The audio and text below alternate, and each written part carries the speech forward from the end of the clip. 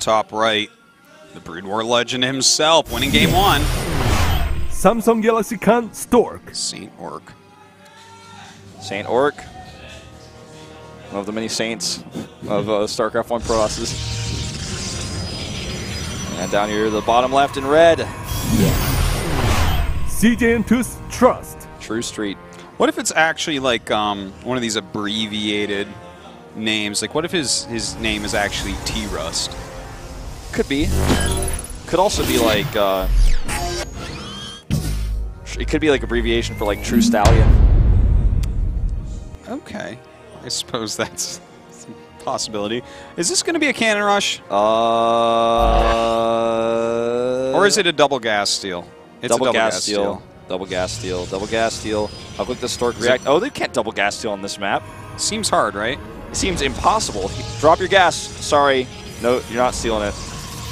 Lol. That's what I'd say if I were Stork right now. I'd be like, wow, you really thought that was going to work? That's I gotta a lot say, of mining lost, and I think that we have a huge advantage for Stork right now, to be honest. Yeah, that's a lot of mining lost to send that probe across. I mean, he's going to deny some of Stork's mining, but actually he messed up and grabbed the minerals, so now he can't do that deny anymore.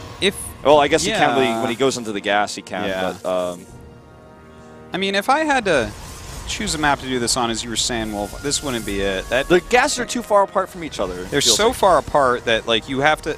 And the thing is, even if he stole both, Stork is the type of guy that can really think on his feet. Like, it's been said like 3 or 4 times, he's the oldest pro gamer in Korea, right?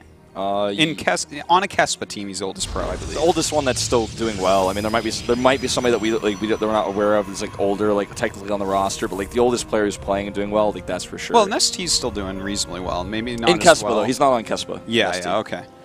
But I mean, this guy has. Oh, wow, that's pylon, nice. like actually gets away with it. We've been seeing this actually happen in StarCraft 2. It just turns out people thought you couldn't do it in StarCraft 2, but actually you just have to be really fast and really have a lot of finesse to actually make it work. Yeah, it's actually really hard to pull off. You can usually never trap 2 probes, though. I don't think I've ever seen that happen. Yeah, yet. but causing lost mine time on 3 and trapping 1, and that also messes up 2 mineral patches, 1 completely and the other one a lot. It's a good move. This is actually a worthwhile move, guys. If you can actually pull that off in a situation exactly like this.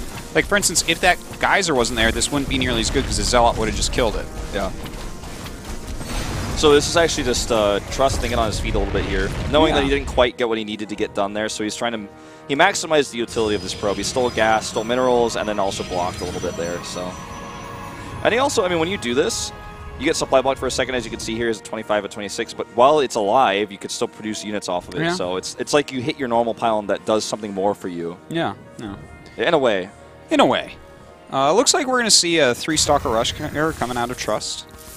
See what he follows up with. You think it's just going to be like a 3-gate? Is he going to go for Blink? Maybe a Stargate? I think he's just going to pressure with this and then take a Twilight Council and go Blink. But I think that's a good call. The thing about this that's really cool to me that I really like is he knows that normally what would happen if you took 1 gas like this is that you would actually have a higher mineral count. But he knows that Stork doesn't actually have that because he mana pylon that blocked him, and he also pulled some probes to kill that pylon. So he kind of took away that advantage. So he's going to have this Stalker advantage here, and he's going to try to use that. I really like this build a lot. Yeah, I see what you're saying. It's kind of cool. We're going to have the Warp Gate finish up first for Stork. So even though there's 3 Stalkers and Mothership Core coming, 2 Stalkers, 2 Zealots, a Mothership Core, and Warp Gate about to finish, this is a very easy hold for Stork. Yeah, best case scenario, you could pick off a Zealot. Yeah.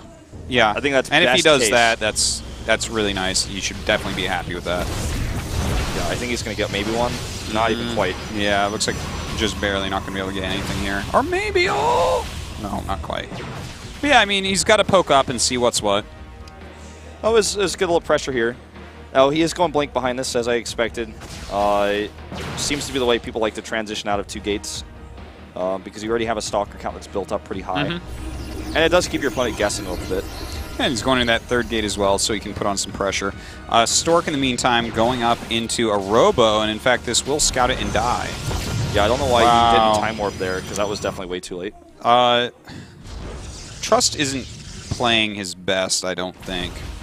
There's definitely some mistakes in here. I think he's nervous, honestly. I think that what you're talking about, that star feeling of playing against He probably a famous grew up person. watching Stork play. No, exactly. That like Stork could be the Pross player who inspired him to play Pross in the first place. Yeah, yeah. Would not even be surprised. He might have shaken Stork's hand like 5 years ago and never washed it since.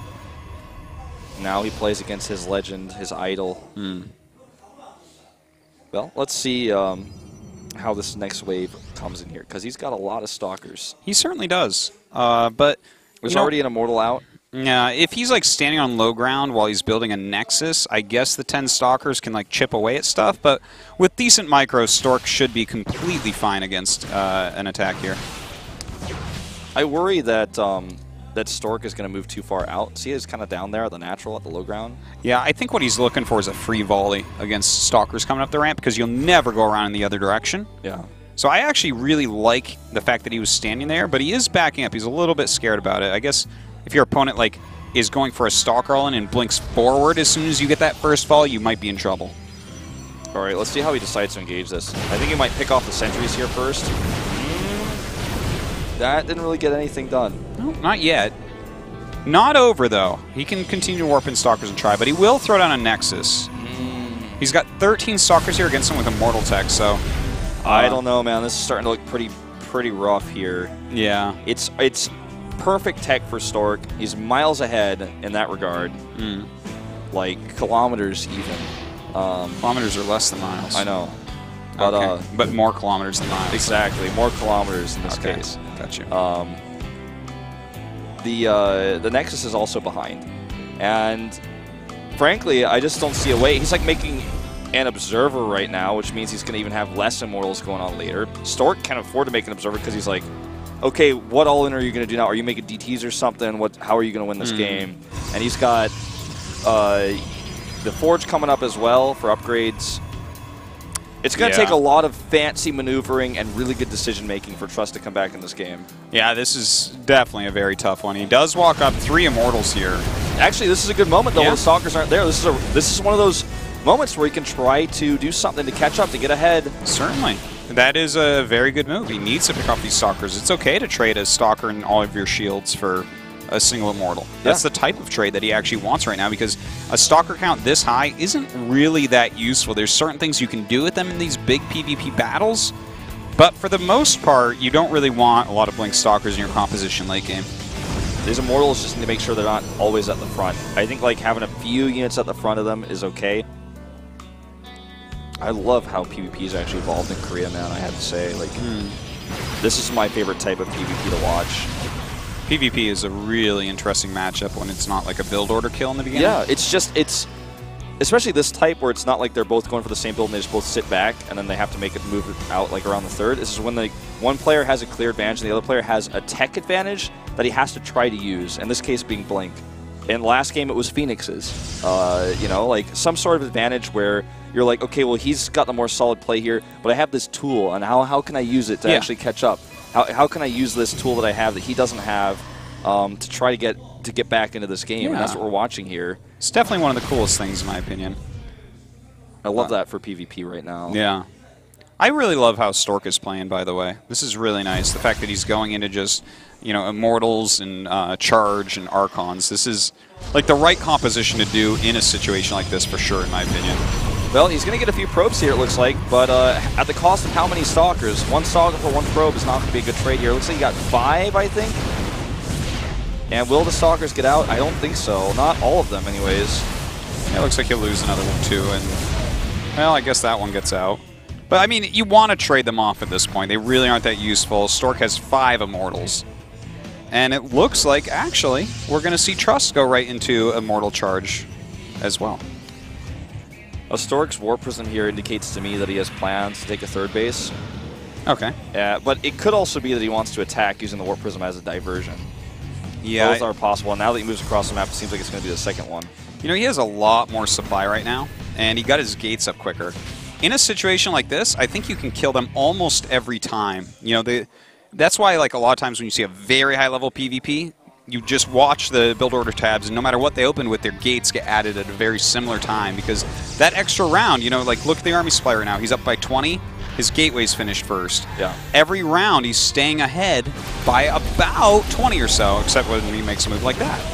Yeah, I don't know what happened here, but maybe he had an observer rally that way and probably just forgot to re-rally. That's probably it. But anyways, let's see if this attack works. I think almost certainly he can force a cancel here or deal a lot of damage to the main base because he has the Warp Prism going up. The burst damage on these 4 mortals is quite high to armored structures like a Nexus. So all he has to do is right-click on it, wait a few seconds, and then pop out of there. Yeah, right here, it's like, here goes the drop into the main base, and if the whole army gets pulled back, he gets the 3rd as well. So yeah, he's going to get the 3rd base for sure here. A really he good can also move by recall Stork. out if it becomes desperate. Oh, definitely, yeah. And he's actually going to be able to force a cancel here very easily if he wants to. Easily. Wow, like, really Stork just schooling Trust. Just completely schooling him the entire time. And look at this, he gets out with everything. He got that Archmage Danny pylon right there. Oh my. Oh my. Got those skates unpowered. It saves the Zealots, like you said. I think he like warped in maybe 1 or 2 more, but saves 4 of them, gets out, and like Stork's like not even interested. He's like, anyways, like, am I playing fantasy or what? Like the amount that he's ahead right now is hard to describe. This is a mirror matchup. He's up like a base, 15 probes, 10 army supply, and they have the same units, and he has the same upgrades. Like, the only thing he's missing is Blink, and he doesn't need or want it. Yeah. I mean, he would take it if you gave it to him, but, like, you know. Yeah, this next counterattack here by Trust is do or die. Unless Stork makes a huge engagement mistake, misengagement, he should be able to win the game. Yeah. Yeah, just look at the unit tabs that we just saw. It's just the same army, but he has his Nexus here. He needs to be careful not to go into a big concave. Oh, he's going to try to snipe the Mothership Core. Trust is. Oh, that would be big, actually. We need to see a shot of this. Okay. Is he going to get it? No. I don't know, actually. I think he might have. Did he? I really just don't know. That can change things, actually, quite heavily. I think he got it. Where is it? Maybe. All right, Time Warp goes down here, but he's retreating with it rather than engaging. I think he's too scared. Zealot count is even here, on the other hand, and the Archon count is as well. Ooh. This could be his moment. He's moving forward here, getting some really nice shots off. His Immortals are dancing at the back a little bit. So are those Zealots, though. That's right. Does he have enough here? Stork started to take a bad engagement, but it looks like he should have enough with his Zealot Warping. We don't have any pylon nearby for Warpins from Trust. Yeah, and he lost his Warp Prism. Yeah.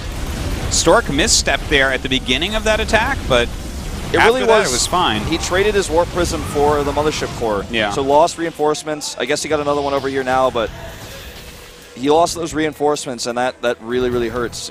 That's the Time Warp was what allowed him to take such a good engagement. Plus, Stork did kind of botch the engagement slightly, but yeah. Well, he walked into a giant concave, but then pulled back, and the thing is that was under that Time Warp. So, few issues there, but. Well, I mean, let's look at where we're at now. Stork has a bigger army after that warp in. Why? Because he has a better economy, and that's the fight exchanged almost exactly evenly for these two. But with that economy that he has, and that bank that he built, and that fast round of warp-ins even that you were talking about, he manages to stay about 15 army supply ahead. His worker count gives him a much better mineral income. If you don't believe me, look at the tabs.